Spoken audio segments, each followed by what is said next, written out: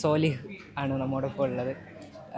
ലഹരിയുടെ ഉപയോഗങ്ങൾ ഇന്നിവിടെ വ്യാപിച്ചുകൊണ്ടിരിക്കുകയാണ്. അതിൽ നിന്നും വ്യത്യസ്തമായി അറിവാണ് ലഹരി എന്ന് പറഞ്ഞുകൊണ്ടിരിക്കുകയാണ്. അപ്പോൾ അതിൻ്റെ ഒരു സെക്ഷനിലായിരുന്നു നിങ്ങളുണ്ടായിട്ടുള്ളത്. യുവതലമുറയെ വാർത്തെടുക്കാനുള്ള ഒരു BKF നടത്തുന്ന ഈ ഒരു പരിപാടിയെക്കുറിച്ച് എന്താണ്?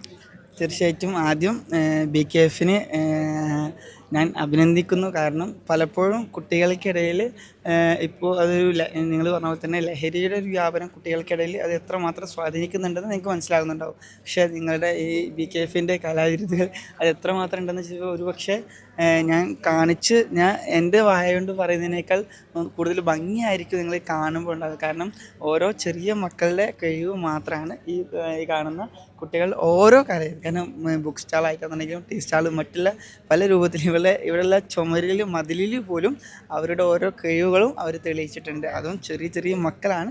ഒരുപക്ഷെ നമുക്ക് ഇന്ന് ലഹരിക്ക് അത്രയും അടിമപ്പെട്ടു കൊണ്ടിരിക്കുന്ന ചെറിയ ചെറിയ മക്കളാണ്. ആ മക്കളെ സമൂഹത്തിന് മുമ്പിലേക്ക് എത്തിക്കാൻ BKFന് ഒരുപാട് പല രൂപത്തിലും BKFന് കഴിഞ്ഞിട്ടുണ്ട്.